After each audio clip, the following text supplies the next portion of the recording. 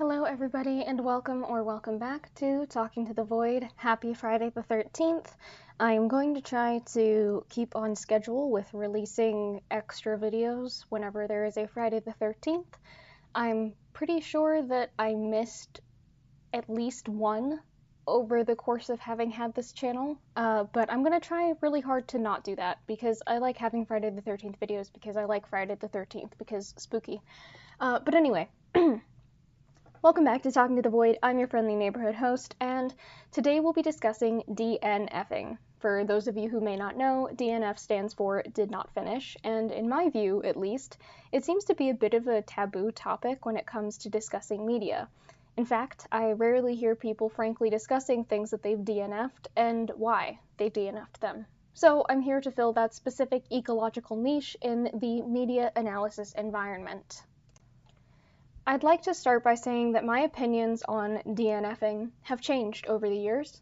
As a child, you'd be hard-pressed to get me to finish reading or watching something that I didn't like. Most kids are like this. If they don't like something, such as a book or a show, they're unlikely to continue engaging with it. And in that way, children demonstrate far greater common sense than most adults. There are, in fact, many ways in which children are more sensible than adults, but that's a topic for another day.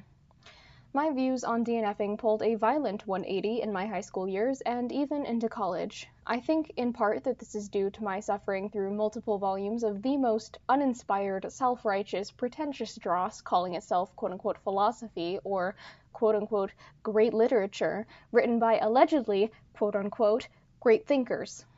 I hated every word I read in those books, but I was under an academic obligation to read them, so I stumbled my weary way through.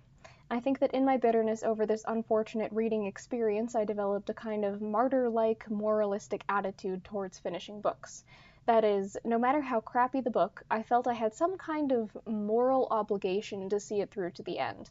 I'm phrasing this all in relatively melodramatic terms to illustrate how ridiculous I think this is now, but I really did feel a sense of moral duty towards perhaps the author or the book's material to see the story through to the end. As you can probably guess, I read many dissatisfying and unfulfilling books from start to end in my free time, because even if the title or description had been duplicitously alluring, I felt a compulsion to finish it, no matter how much I hated it. That's how I got through all of 1984 and Brave New World while on vacation. Two books that, in retrospect, I can appreciate, but that I have no desire to read again, as they are just not my preferred reading material. That is not to say that they are not great books, or that they, don't merit reading and rereading. It's just personally not my taste, although I can appreciate the messages in both books.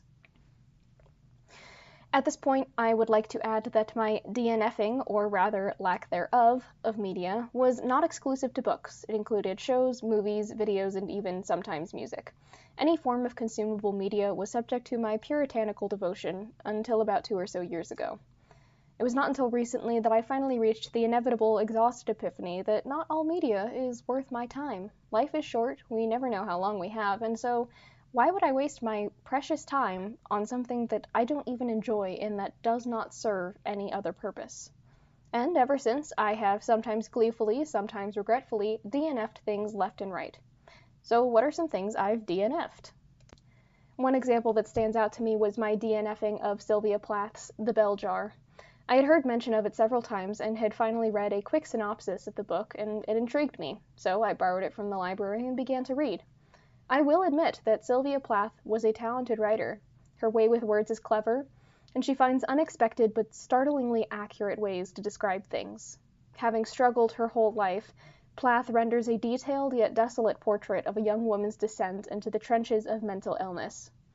I have survived some very dark and low times in my life, and her descriptions of the main character's thought processes and actions were unsettlingly similar to my own at those worst points in my life. I resonated uncomfortably with the character, but her way with words, that is, Sylvia Plath's way with words, kept me in the story for longer than I otherwise would have stayed. However, what ultimately made me DNF the book was not the description of mental illness, however graphic it got, and, it does get into mentions of suicide and such, but the blatant and frankly disappointing racism and homophobia present throughout the book are what ultimately led me to DNF it. Along the way, I have partially forgiven some books for their perpetuation of racist, misogynistic, and homophobic stereotypes and ideologies because I recognize the historical context in which they were written. I do not excuse the authors for their choices, because, let's be real about it, even if racism, misogyny, and homophobia were more common in those times or more widespread in those times, it is still a choice to believe in those things and to, perpetuate harmful things, harmful ideas. But anyway, I can usually shelve my frustrations in order to finish what is otherwise a decent story. However, Plath wrote and published The Bell Jar during the American Civil Rights Movement. In my opinion, she does not have an excuse to include such glaring and truly disgusting attitudes in her book. To be as fair as I can to her, I recognize that she was severely mentally ill. I get that. However, and I will stand by this, mental illness can be an explanation, but it is never an excuse. Enough about the bell jar. I could rant about it for hours. Let's not do that. Another piece of media that I DNF'd, and I have discussed this briefly before on my channel, but I'm going to bring it up again because I want to talk about it more in depth here, is Marvel's disaster of a show, She-Hulk. I really wanted to like it. I wanted it to be a feminist powerhouse of a story that jabbed just enough at the patriarchy to upset the right people and empower others. But it simply didn't deliver.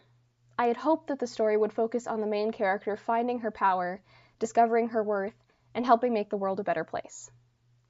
Instead, the main character discovered her ability to turn into She-Hulk and used it to get what she wanted without doing the inner work needed to heal and integrate all parts of her personality to be her best self. She-Hulk was her alter ego that was big, strong, pretty, and confident, and she used She-Hulk to chase and gain male validation, and social validation, all while hiding her quote-unquote real human self, who, behind the facade, still struggled with self-worth and creating and maintaining healthy, fulfilling relationships.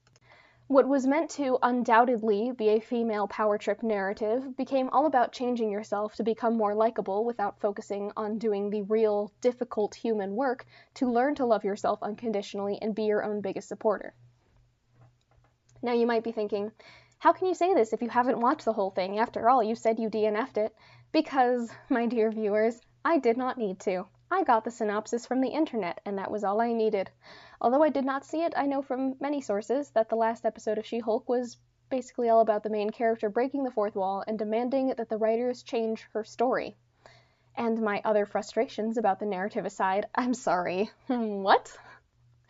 The only place in Marvel that I can see that being executed well, perhaps, is in a Deadpool movie, because he breaks the fourth wall all the time and those kinds of shenanigans are more or less standard. Still questionable, though. While She-Hulk had established the fourth wall breaking earlier in the series, its uses were sporadic and, in my opinion, felt out of place and weirdly alienating, which is the opposite effect of what fourth wall breaking is supposed to do. Not to mention the fact that, again, contrary to the much better and more powerful solution of doing the inner work and healing to learn to love and accept yourself unconditionally, the main character goes to the extreme of using external means, that is, bullying the writers, to get what she wants. This is not an empowering narrative of twisting the unwritten rules of the patriarchy to achieve justice or revenge. This is simply a petty adult child throwing a tantrum because they lack the emotional maturity to accomplish anything else. Wow, it felt good to get that rant out of my system. It's been in there for a while. If any of you in the comments have seen this show and have a different take on it, I truly would love to hear it. Especially, in fact, when I deeply hate a piece of media and I find somebody who loves it, I want to know what endears it to them. I most likely will completely disagree with them, but I like trying to understand different viewpoints on various topics to better expand my own understanding and maybe think about things in a way that I hadn't before. Anyway, this has been a very messy way for me to express that DNFing, instead of a practice that we should look down on people for, is a perfectly acceptable way of engaging, or rather ceasing to engage, with a piece of media. Just as there can be value in seeing something through to the end, there is also value in knowing when something is not benefiting you and does not deserve your time and attention. And of course, we can, and largely should, extend this to other areas of our life too. We deserve to be happy. Thank you everyone for joining me for this special Friday the 13th extra episode of Talking to the Void. I hope you enjoyed it, and I hope you have a very happy Friday the 13th, and I look forward to talking to you all in the comments below. I'm sending you all the love.